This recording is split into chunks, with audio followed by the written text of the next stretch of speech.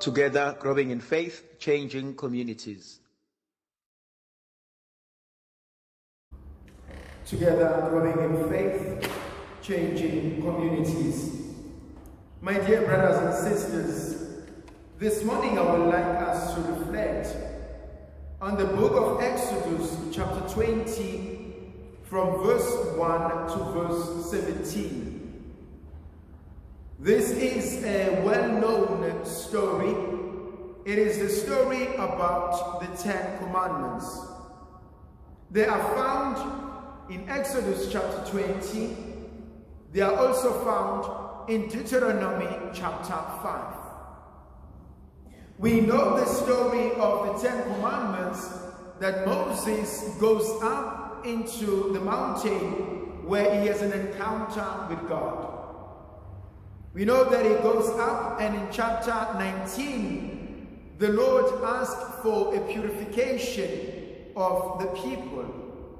And so the people are purified so that the Lord may be able to speak to them. And in chapter 20, Moses comes down with the 2 tablets where the 10 Commandments are written. And he presents these to the people.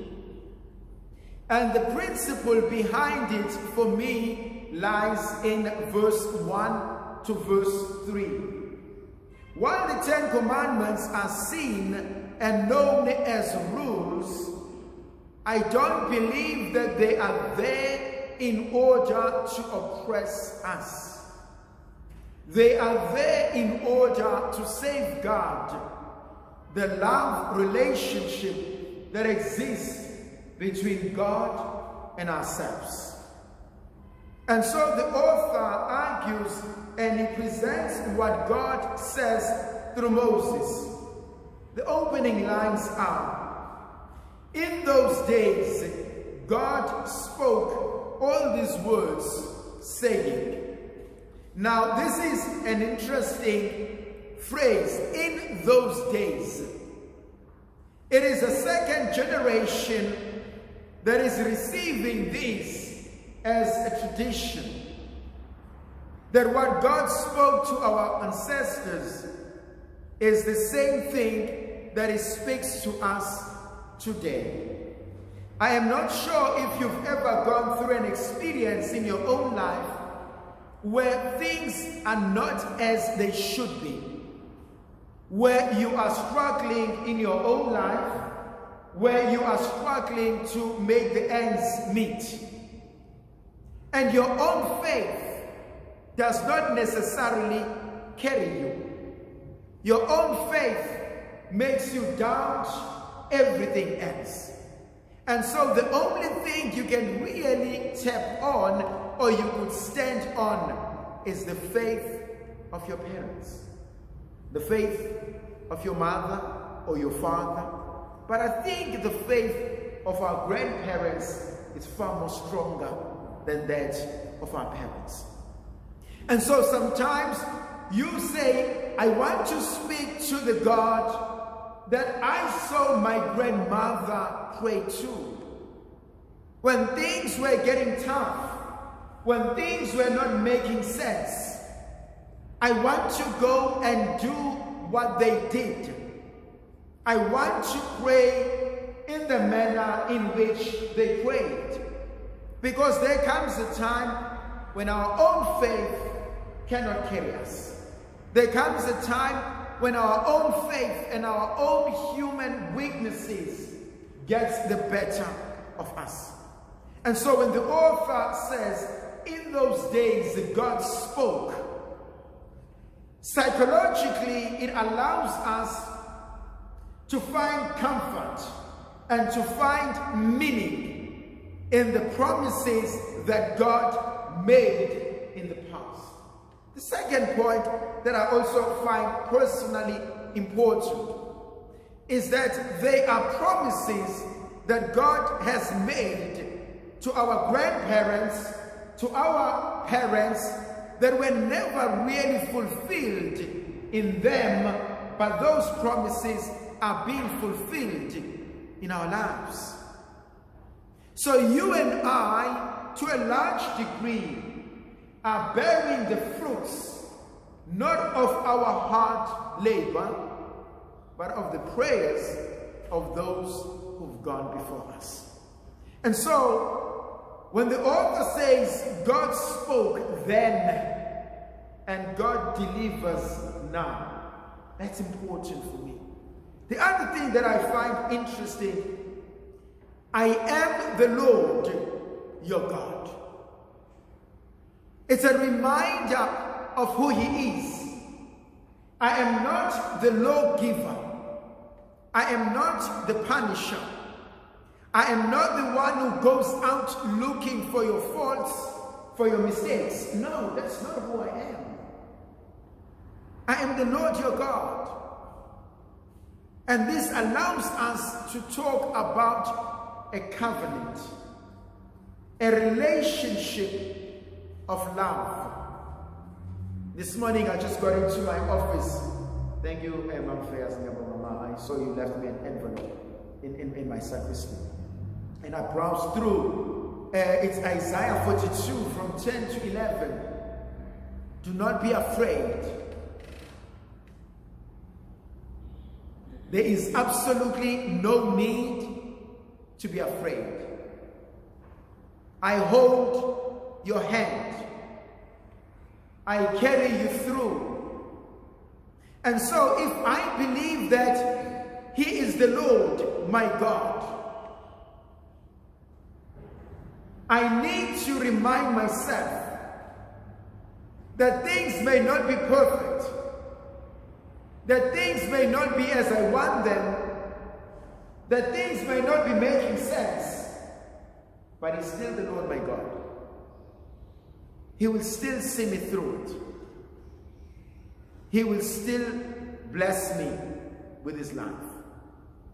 It's a beautiful song. Oh, bless me now. Bless me now, my Lord. I need your blessings. What is a blessing, my brothers and sisters? A blessing is like a seed. When someone blesses you, he gives and he plants a seed in your life. And that seed over time will germinate. Over time it will bear fruits. And over time the fruits will be seen in our lives. There is a story that we knew growing up as children. It is a man who had lived and eventually he died and he went up to heaven.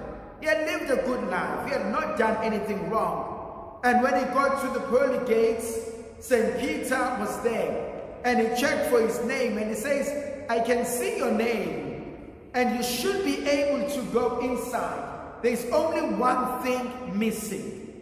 And the man says, what is it that is missing? Nobody has ever said thank you to you. And he says, but I've lived a good life. And he says, yes, you have. You've never offended anyone, but you've never done anything till someone was able to say, thank you for that which you have done. And for that, I'm asking you to please go back to earth. And so the man went back to earth, and guess what he did? He lived his life serving other people. And the moment he had enough thank yous, and he died again and went back to heaven, and when he got there, the Lord said, that's the purpose of life. To be able to bring a change in someone else's life. My dear brothers and sisters, sometimes we think of big things. Sometimes we think I need to do something so big, so expensive. Sometimes we don't need that. Sometimes you just need a smile. Sometimes you need to greet someone.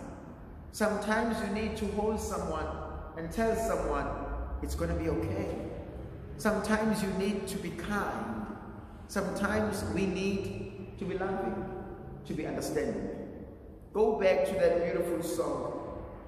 It is the little things in life that makes the huge difference.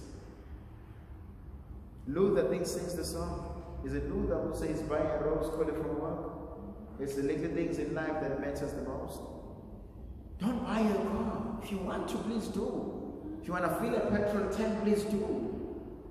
But it doesn't matter that you can take me on an expensive vacation, but you can't even pick up a piece from the floor and put it in the basket. Wash the dishes with me. Rub my feet if they are sore. Look me in the eye and tell me that I matter to you. And that's all that we are asked to do. I am the Lord, your God. The other thing that also touches me, I brought you out from the land of slavery. Now, if we were to analyze, how did they end up there? They were starving. They were hungry. Things were terrible. This reminds me, God has always been faithful to us. I want to drill this. I want to hammer on this. Things may be tough, but it was not always like this. Things may be difficult, but there have been moments where we've laughed, where we've celebrated, where we've enjoyed. Just because you are going through a rough patch, there was a time when everything was perfect. And that should give us the ability to know that this too shall pass. And tomorrow will be different. And tomorrow will be beautiful. The last point I want to make. How many of you are dead this morning? If you are dead, please raise your hand. You can't be dead, you are alive.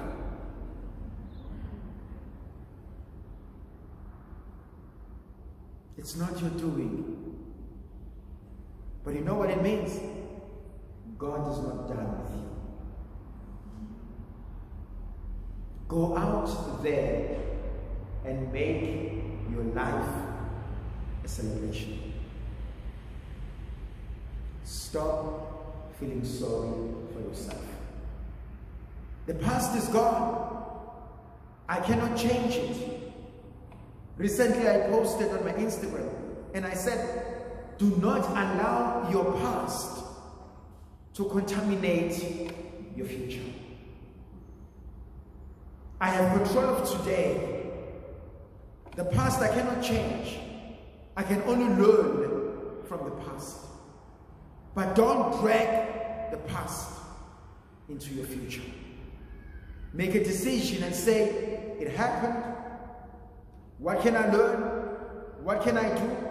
What can I change? And move forward to the future. The last point. Stay with people who do not remind you of your past, but who make you look forward to the future. May the Virgin Mother of God continue to be with us, to protect, to bless, and to guide us, the Father, the Son, and the Holy Spirit.